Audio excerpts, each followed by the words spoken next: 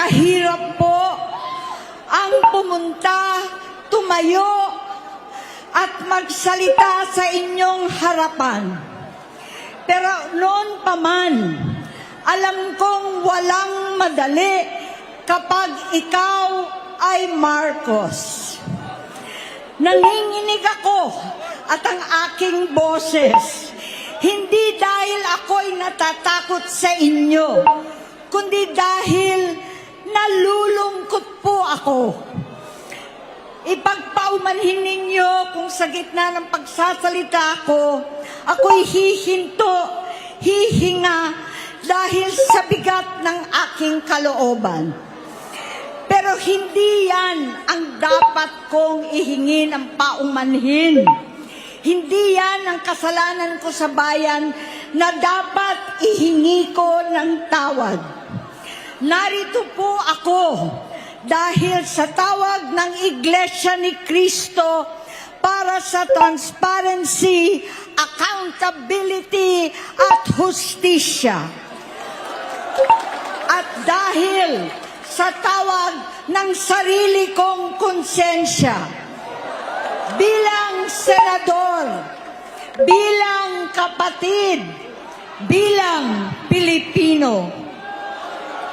Bata pa lamang kami ni Bongbong. Alam na ng buong pamilya ang problema sa kanya.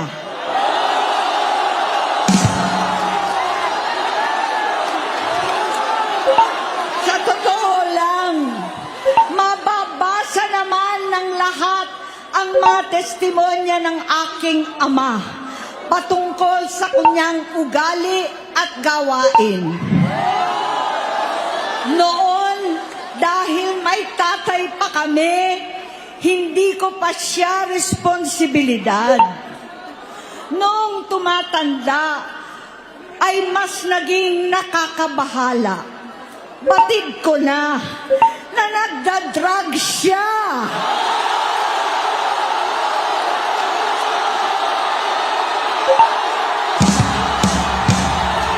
Nalaman ko at ng pamilya, nalaman ng pamilya, seryoso ito.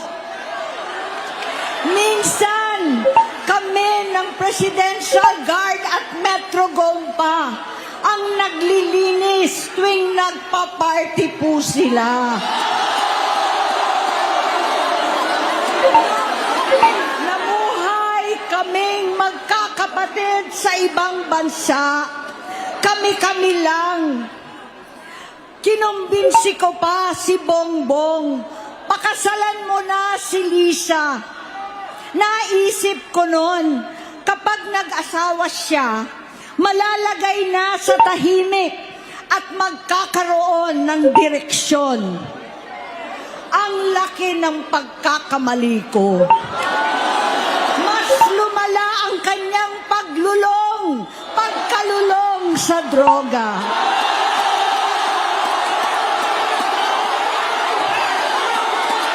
Dahil parehas pala silang mag-asawa.